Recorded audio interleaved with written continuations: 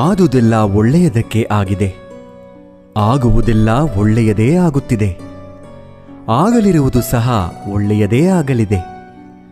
ರೋಧಿಸಲು ನೀನೇನು ಕಳೆದುಕೊಂಡಿರುವೆ? ಕಳೆದುಕೊಳ್ಳಲು ನೀನು ತಂದಿರುವುದಾದರೂ ಏನು? ನಾಶವಾಗಲು ನೀನು ಮಾಡಿರುವುದಾದರೂ ಏನು? ನೀನೇನು ಪಡೆದಿದ್ದರೂ ಅದನ್ನು ಇಲ್ಲಿಂದಲೇ ಪಡೆದಿರುವೆ. ಯಾವುದು ನಿನ್ನ ಭಾಗ್ಯದಲ್ಲಿ ಇದೆಯೋ ಅದು ನಿನಗೆ ಸಿಕ್ಕೇ ತೀರುತ್ತದೆ.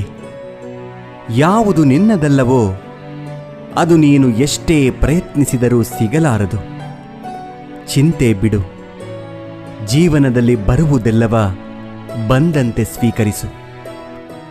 ನಮ್ಮ ಬದುಕೇ ಒಂದು ಹೋರಾಟ. ಈ ಹೋರಾಟದಲ್ಲಿ ನಾವು ಮಾಡುವ ಕಾರ್ಯವನ್ನು ಪ್ರಾಮಾಣಿಕವಾಗಿ ಮಾಡಬೇಕು. ಏನು ಆಗಬೇಕೋ ಅದು ಆಗೇ ತೀರುತ್ತದೆ.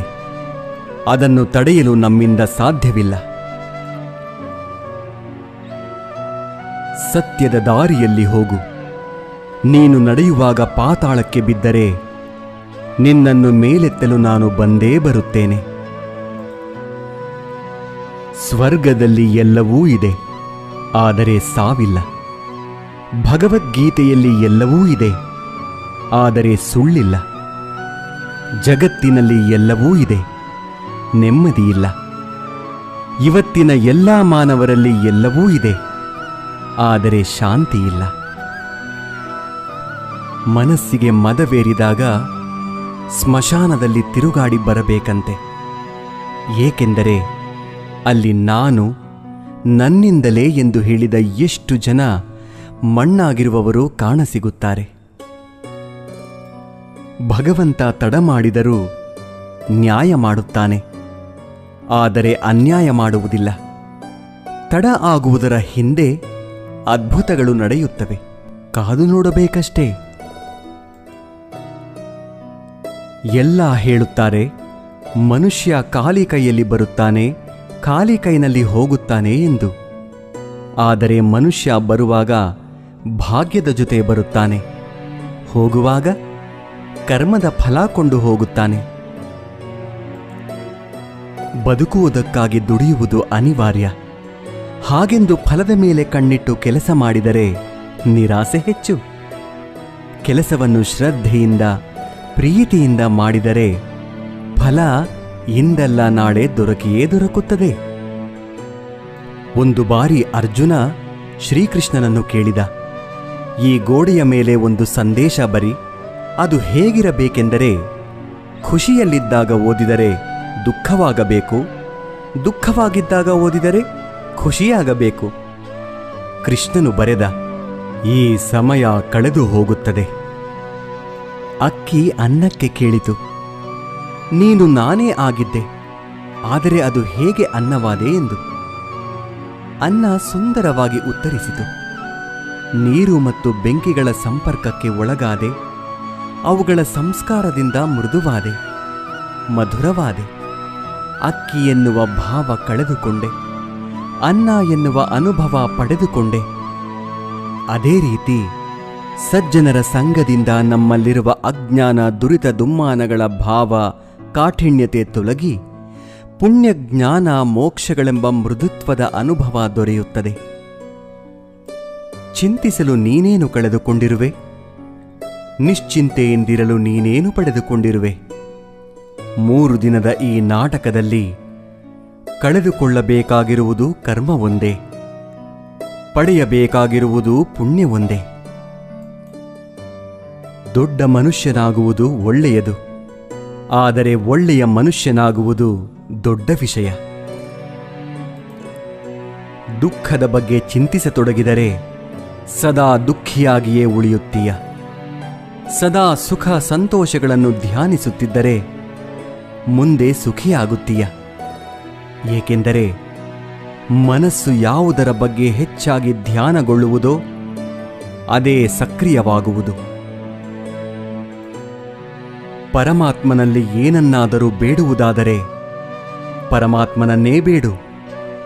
ಪರಮಾತ್ಮ ನಿನ್ನವನಾದರೆ ಸರ್ವಸ್ವವೂ ನಿನ್ನದೇ. ಹೊಡೆತದ ನೋವನ್ನು ತಡೆದುಕೊಳ್ಳುವ ಶಕ್ತಿಯನ್ನು ನೀಡುವ ಭಗವಂತ ಸಮಯ ಬಂದಾಗ ತಿರುಗಿಸಿ ಹೊಡೆಯೋ ತಾಕತ್ತನ್ನು ನೀಡುತ್ತಾನೆ. ನೀವು ಪ್ರಯತ್ನಿಸುವವರೆಗೂ ನಿಮ್ಮೊಳಗಿನ ಶಕ್ತಿಯ ಅರಿವು ನಿಮಗಿರುವುದಿಲ್ಲ. ಪ್ರಯತ್ನ ನಿರಂತರವಾಗಿರಲಿ. ಒಂದು ವೇಳೆ ಮನುಷ್ಯ ತನ್ನ ನಿರೀಕ್ಷೆಗಳ ಮೇಲೆ ನಿರಂಕುಶ ಹಾಕಿ ತನ್ನ ವಿಚಾರಗಳನ್ನು ಬೇರಾವುದೋ ವ್ಯಕ್ತಿಯ ಪರಿವರ್ತನೆಯ ಬದಲು ತನ್ನ ಅಂತರಂಗವನ್ನು ಪರಿವರ್ತನೆ ಮಾಡುವ ಪ್ರಯತ್ನ ಮಾಡಿದರೆ ನಾವು ಸಂಬಂಧಗಳಲ್ಲಿ ಸಂತೋಷವನ್ನು ಹುಡುಕುವಲ್ಲಿ ಕಷ್ಟವಾಗುವುದೇ ಇಲ್ಲ. ಅರ್ಥಾತ್ ಸ್ವೀಕಾರ ಭಾವವೇ ಸಂಬಂಧದ ವಾಸ್ತವಿಕ ಅರ್ಥವಾಗುವುದು. ಸಮಸ್ಯೆ ಸವಾಲುಗಳನ್ನು ಯಾರು ಅವಕಾಶಗಳನ್ನಾಗಿ ಪರಿವರ್ತನೆ ಮಾಡಿಕೊಳ್ಳುತ್ತಾರೋ ಅವರು ಮಾತ್ರ ಬದುಕಿನಲ್ಲಿ ಗಟ್ಟಿಯಾಗಿ ನಿಲ್ಲಬಲ್ಲರು. ಒಂದು ಕಲ್ಲು ಒಂದು ಸಾರಿ ಮಾತ್ರ ಮಂದಿರಕ್ಕೆ ಹೋಗುತ್ತದೆ, ಹೋಗಿ ಭಗವಂತನಾಗುತ್ತದೆ. ಆದರೆ ಪ್ರತಿದಿನವೂ ಮಂದಿರಕ್ಕೆ ಹೋಗುವ ಮನುಷ್ಯನು ಮಾತ್ರ ಕಲ್ಲಾಗಿಯೇ ಇರುತ್ತಾನೆ. ಯಾವ ರಾಜನೂ ಸದಾಕಾಲ ರಾಜನಾಗಿರುವುದಿಲ್ಲ. ಯಾವ ಶ್ರೀಮಂತನೂ ಕೊನೆಯವರೆಗೂ ಶ್ರೀಮಂತನಾಗಿರುವುದಿಲ್ಲ. ಯಾವ ಬಡವನೂ ಕೊನೆಯವರೆಗೂ ಬಡವನಾಗಿಯೇ ಇರುವುದಿಲ್ಲ. ಈ ಜಗತ್ತಿನಲ್ಲಿ ಯಾವುದು ಕೂಡ ಶಾಶ್ವತವಲ್ಲ. ಪರಿವರ್ತನೆಯೇ ಜಗದ ನಿಯಮವಾಗಿದೆ. ಬದುಕಿನಲ್ಲಿ ಅತಿಯಾಗಿ ಮೌನವಾಗಿರುವುದು ಒಳ್ಳೆಯದಲ್ಲ. ಸಮಯಕ್ಕೆ ಸರಿಯಾಗಿ ತಪ್ಪುಗಳನ್ನು ವಿರೋಧಿಸುವುದನ್ನು ಕಲಿಯಿರಿ. ದೇವರು ನಮ್ಮ ಜೊತೆಗಿಲ್ಲ, ನಮ್ಮ ಮನಸ್ಸಿನಲ್ಲಿಯೂ ಇಲ್ಲ. ಕೇವಲ ನಮ್ಮ ಆತ್ಮವಿಶ್ವಾಸದಲ್ಲಿ ಇರುತ್ತಾನೆ. ಯಾವಾಗ ಮನುಷ್ಯನು ತಾನು ಮಾಡಿದ ಕರ್ಮಫಲಗಳನ್ನು ಇದೇ ಜನ್ಮದಲ್ಲಿ ಅಥವಾ ಮುಂದಿನ ಜನ್ಮದಲ್ಲಿ ಅನುಭವಿಸಬೇಕಾಗುತ್ತದೆ ಎಂಬ ಜ್ಞಾನವನ್ನು ಅರಿತುಕೊಳ್ಳುತ್ತಾನೋ ಆಗ ಇಡೀ ಜಗತ್ತು ಬದಲಾವಣೆಯತ್ತ ಸಾಗಿಬಿಡುತ್ತದೆ. ಚರಿತ್ರೆಯಲ್ಲಿ ಗೆದ್ದವನಿಗೆ ಗೆದ್ದವನು ಎನ್ನುವ ಜಾಗವಿದೆ. ಸೋತವನಿಗೆ ಕೂಡ ಇಂಥವನೊಂದಿಗೆ ಸೆಣಸಾಡಿ ಸೋತ ಎನ್ನುವ ಜಾಗವಿದೆ. ಆದರೆ ನಿಂತುಕೊಂಡು ನೋಡುವವರಿಗೆ, ಆಡಿಕೊಂಡು ನಗುವವರಿಗೆ ಚರಿತ್ರೆಯಲ್ಲಿ ಎಲ್ಲಿಯೂ ಕೂಡ ಜಾಗವಿಲ್ಲ. ಕೋಪದಿಂದ ಮಾತನಾಡಿದರೆ ಗುಣವನ್ನು ಕಳೆದುಕೊಳ್ಳುತ್ತೇವೆ. ಹೆಚ್ಚಾಗಿ ಮಾತನಾಡಿದರೆ ಶಾಂತಿಯನ್ನು ಕಳೆದುಕೊಳ್ಳುತ್ತೇವೆ. ಅನಗತ್ಯವಾಗಿ ಮಾತನಾಡಿದರೆ ಕೆಲಸವನ್ನು ಕಳೆದುಕೊಳ್ಳುತ್ತೇವೆ. ಅಹಂಕಾರದಿಂದ ಮಾತನಾಡಿದರೆ ಪ್ರೀತಿಯನ್ನು ಕಳೆದುಕೊಳ್ಳುತ್ತೇವೆ. ಸುಳ್ಳು ಮಾತನಾಡಿದರೆ ಹೆಸರನ್ನು ಕಳೆದುಕೊಳ್ಳುತ್ತೇವೆ.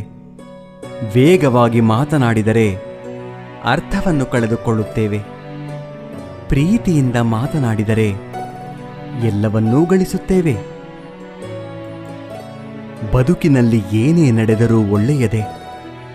ವರ್ತಮಾನದಲ್ಲಿ ಏನಾಗುತ್ತಿದೆಯೋ ಅದೆಲ್ಲವೂ ಉತ್ತಮವಾಗಿಯೇ ನಡೆಯುತ್ತದೆ.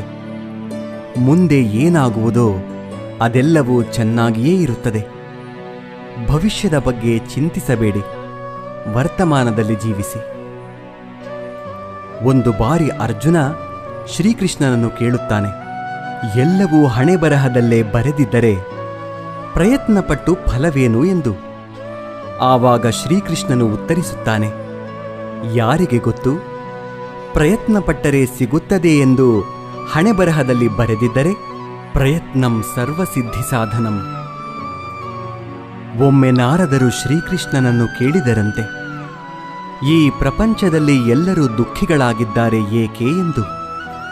ಆಗ ಶ್ರೀಕೃಷ್ಣನು ಮುಗುಳ್ನಗುತ್ತಾ ಹೇಳಿದನಂತೆ, ಸುಖ ಎಲ್ಲರ ಬಳಿಯೂ ಇದೆ, ಆದರೆ ಎಲ್ಲರೂ ಇನ್ನೊಬ್ಬರ ಸಂತೋಷದಿಂದ ದುಃಖಿಗಳಾಗಿದ್ದಾರೆ ಅಷ್ಟೇ. ನೆಮ್ಮದಿ ಯಾವುದೇ ವಸ್ತು ಹಣದಲ್ಲಿ ಇರುವುದಿಲ್ಲ, ನಮ್ಮ ಆಲೋಚನೆ ಮತ್ತು ಮನಸ್ಸಿನಲ್ಲಿ ಇರುತ್ತದೆ. ಕಷ್ಟಪಡದೆ ಸಿಕ್ಕ ಫಲ ಎಂದಿಗೂ ಸುಖವನ್ನು ಕೊಡುವುದಿಲ್ಲ. ಸುಖವನ್ನು ಕಷ್ಟಪಡುವುದರಲ್ಲಿ ಹುಡುಕಿ. ಸ್ನಾನ ದೇಹವನ್ನು, ಧ್ಯಾನ ಮನಸ್ಸನ್ನು, ದಾನ ಧನವನ್ನು, ಯೋಗ ಜೀವನವನ್ನು, ಪ್ರಾರ್ಥನೆ ಆತ್ಮವನ್ನು, ವ್ರತ ಆರೋಗ್ಯವನ್ನು, ಕ್ಷಮೆ ಸಂಬಂಧಗಳನ್ನು, ಪರೋಪಕಾರ ಅದೃಷ್ಟವನ್ನು ಪವಿತ್ರಗೊಳಿಸುತ್ತದೆ. ಕೇವಲ ದೇವರನ್ನು ಪೂಜಿಸುವುದರಿಂದ ಪುಣ್ಯ ಬರುವುದಿಲ್ಲ. ಉತ್ತಮ ಬುದ್ಧಿ, ಉತ್ತಮ ಯೋಚನೆ, ಉತ್ತಮ ಕೆಲಸ, ಉತ್ತಮ ಮಾತು, ಉತ್ತಮ ವರ್ತನೆ, ಕರುಣೆ, ಅಹಿಂಸೆಯಿಂದ ಪುಣ್ಯ ಸಿಗುತ್ತದೆ. ಮುಂಬರುವ ಜನ್ಮಕ್ಕೆ ಈ ಜನ್ಮವೇ ಬುನಾದಿಯಾಗಿರುವುದು ನಿಜ. Thank you for watching this video. ಜೈ ಹಿಂದ್.